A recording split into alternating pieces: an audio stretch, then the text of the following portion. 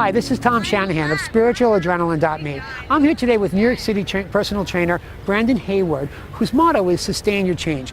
Like me, Branden is openly gay, but at some point in his life he was in the closet. So we're here to talk about that experience for him, how it's benefited his life, to be open about his sexuality, and recommendations for people who may be at home, thinking about what they should do in a similar situation. Branden, thank you so much for coming out. We'll be showing this during Gay Pride Month, so I really appreciate you coming out. There'll be a lot of folks interested in this, I'm sure. So just share your experience with us. What was it like to be in the closet, and what precipitated your decision to come out? Sure. Thank you for having me. My pleasure.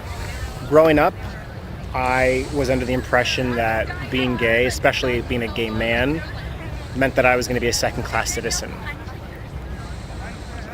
I didn't have positive gay role models. The gay men in my sphere were made fun of and put down. Right.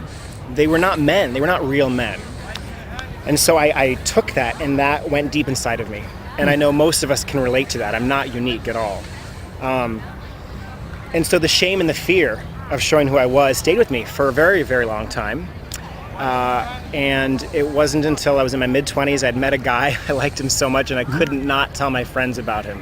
And then shortly thereafter, I came out to my aunt, who loved me since I was a little baby, and showed me that unconditional acceptance that I think every one of us, black, white, gay, straight, man, woman, child, senior citizen, we all crave that unconditional love. And right. I've blossomed into a man surrounded by friends and people and a family who support him and love him for who he is, and it feels delicious.